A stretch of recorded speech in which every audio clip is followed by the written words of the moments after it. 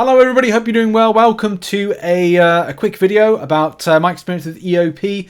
Now I'm back from a small break as I took a small vacation. I hate using the word vacation because it's never a word I'd use, but small break as it were. Went for a couple of days away. Went to an old prison. It was kind of closed in 2013 and there's a lot of stuff prehistory with it. That like, you know, executions and other kind of like stuff that's kind of like eerie. Ghosts as well. There's ghosts in that prison as well, which I thought was kind of cool to kind of like visit that. Also like just rested a little bit, just get more energy, then come back and kind of like, you know, take on the rest of the year as we all do. And also some other stuff. But yeah, whilst we were away, I think our house got viewed a couple of times by people because we were trying to sell it, and some other stuff that happened. You know, it's just a nice little kind of like breakaway. That's basically it. We got also the big opening later on today, but I wanted to go over my experience with doing EOP and also the Champions and Carinas challenges that I did at the same time. So just a quick overview, like quick point for myself about EOP as a game mode. I found it like quite boring. I thought it was really well rewarded. I like it. I think it's very well rewarded, and I think a lot of players will kind of like go to Smash. A lot of players have already done this, which is great.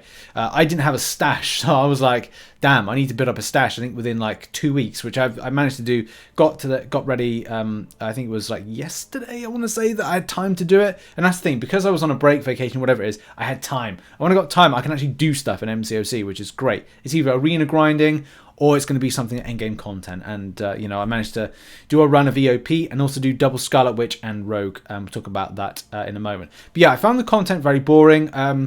Look, I'm sure that there were a lot of people went, oh, no, it's not boring, Rich. And it's like, look, okay, fine. Everyone's entitled to their own opinion on it. The reason I found this boring is I just felt that Kabam copy and pasted exactly what they did as an end boss with Grandmaster Gauntlet. And I kind of feel like, look, that should be one for Grandmaster Gauntlet where it's, you know, Nameless Thanos. It's like going, why do you have to face off against this again?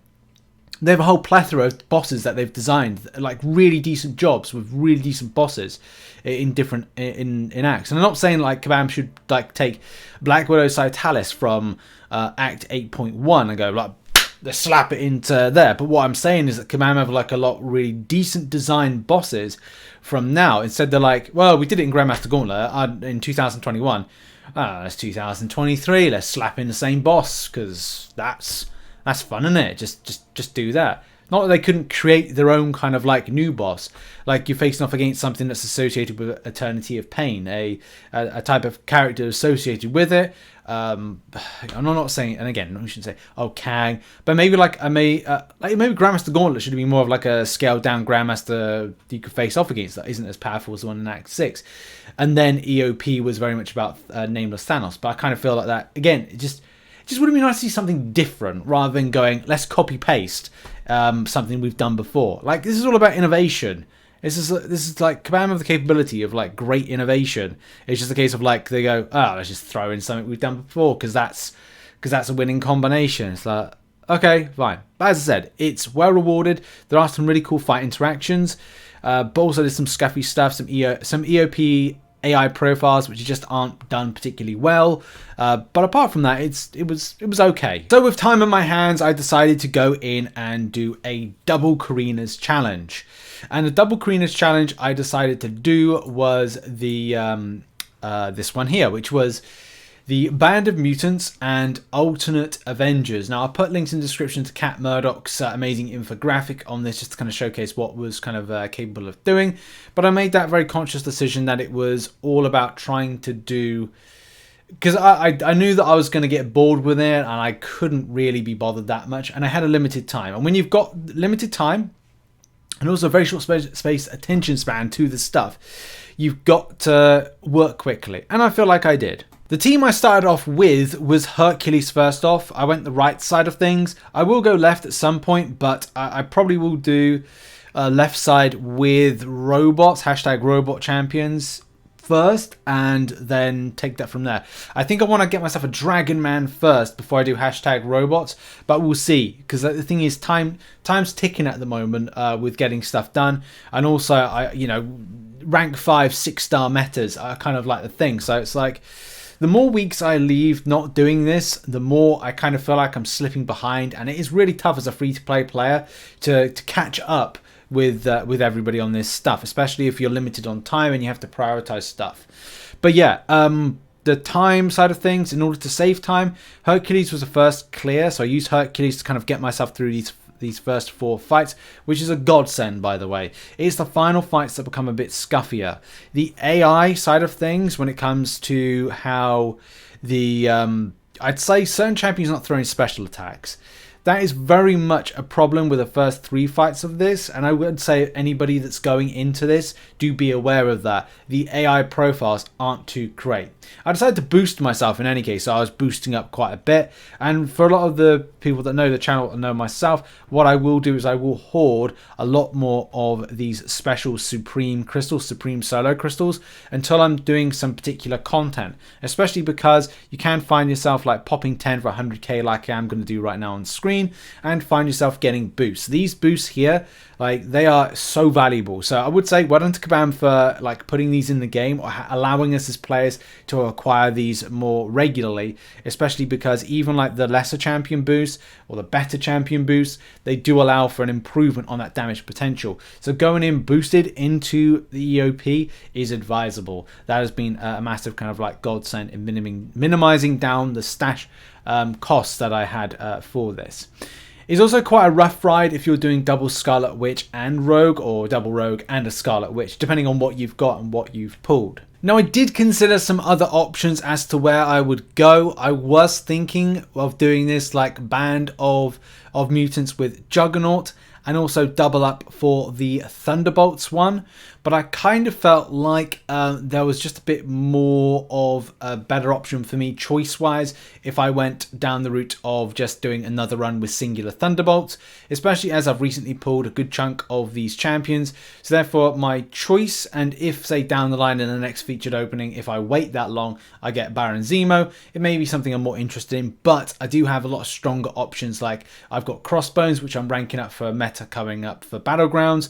I've got myself, yeah, as I said, some of these champions that I would be considering doing a Thunderbolts run at a later date. So I kind of feel like I'm cool with my decision. It's just I already knew that it was going to be a rough ride, and it was a very much rough ride. By the way, this is the infographic from Cat Murdoch. Link is in the description down below if you do want to check this out. I also want to say that you do need a carry champion for the first four fights, and as I said, Hercules is mine, Cosmic Ghost Rider is another one. I've seen other people use other champions that are going to be, again, another essential options for this. I also want to, give props to Kabam, as much as I kind of like have done these little criticisms here and there. Props to them for having this particular choice node, because it does mean you're able to carry yourself with one key option champion, Hercules, minimize revive costs in the first 4 fights to then switch to the other champions, which, look, you're going to spend revives, or it's going to be rough, or you're going to be incredibly skilled and smash it, but at the same time you've got to be realistic that it could be a bit tougher with this particular swap out process. But yeah, I just want to give like props to Kabam for allowing a choice node in this, because Kabam of like, I'd say in the last 2 years would probably have never put in, well, prior to choice nodes being a thing, wouldn't be that kind of like cool to the community to allow that. So I just want to say, like, props to that. However, though, it's going to be a rough ride if you, depending on where you go.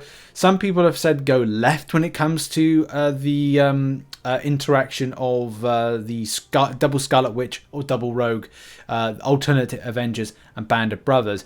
I personally feel that the right side is a little bit more easier, but that is a stretch. It's just a case of you have to avoiding certain things. Auto block there from MODOK. Well, there's auto block from the Penny Parker fight, but Dragon Man can be a little bit annoying. So I'm all about the right side versus the left side on this. Also, on the subject of masteries and stash, masteries wise, I don't know. Like, I've seen people use Suicide Masteries for this one.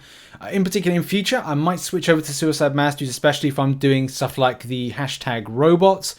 And it may be something for the other ones that I might be more interested in doing. It just depends on which champions I've decided to use for whatever reason.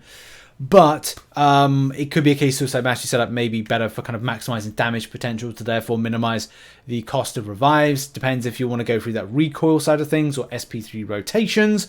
Again, that's down to a personal preference as to like how you set up. Maybe I should have changed my masteries. I don't know. The only other thing that I would say when it comes to stash is going to be very important. For me, it was 1,500 units plus a stash of 80 revives, 80 level 1 revives. Not a huge amount of health potions. I think I had like 20 level 4 ones, which isn't a huge amount. Normally, like prior to this content being released, I will run like a lot. I have a lot of them available. But when you're saving up for stuff like this and like your stash kind of like, you know, timer goes out because in December there was nothing and I had to like I'd start regrinding again. It's all about retopping that up. Is that a lot of revives? Maybe, don't know. I've seen people use a lot more than 80 revives for this particular route, but do bear in mind it's not 100% advisable to go down that route of it because a lot of the champions are based on RNG, and this is something that I had to really like hone in on as that I didn't have a huge signature level on my Scarlet Witch. My Scarlet Witch 6-star during EOP started off at about 140 signature level and went up to 175, and that is really to improve the chance of triggering with some of the chaos magic buffs and debuffs. Sometimes I would get good RNG and get lucky with power control, like a power lock. Also get lucky when it comes to power gain or doing in fury attacks. I would say that a bulk of the problems really came in with Scorpion, Craven not throwing special attacks, Icarus not throwing special attacks, and Penny Park is rough. But look, here's the thing. I made my choice. I got some bad RNG. I got some good RNG. And that's just MCOC. Sometimes maybe good, sometimes maybe poop. Now, I've time-coded the video if you do want to check out certain segments, in particular the crystal opening, which is in this segment right here. And I'm trying to hunt for a Mega Sentinel. That's the one champion I do want to pick up because I've eluded me. I've got 2 chances. I've gone for my Nick Fury, and also I do want to do Dragon-Man, but that's going to be at a later date. But yeah, that's not particularly great. I'll get Iron Man because it's a brand new champion. Not exactly what I wanted. Come on, give me a Mega Sentinel in this one. Last one. Yes! Yes! Yes! See, there you go. Well, that's good. I picked up the champion. And this is great because this is now ready for my hashtag robots run. I'll probably do some stuff with a Mega Sentinel. Like, yeah, maybe I'll awaken. Maybe I'll do some more. I don't know. Like, it's because I haven't had the champion yet. It's good to pick it up. So that's massive W right there in kind of picking up that champion. Feels like it was worth it, that time and effort to kind of like do that. Did it for free, which is great. Thumbs up on that one. And yeah, we'll be doing some more of these type of videos.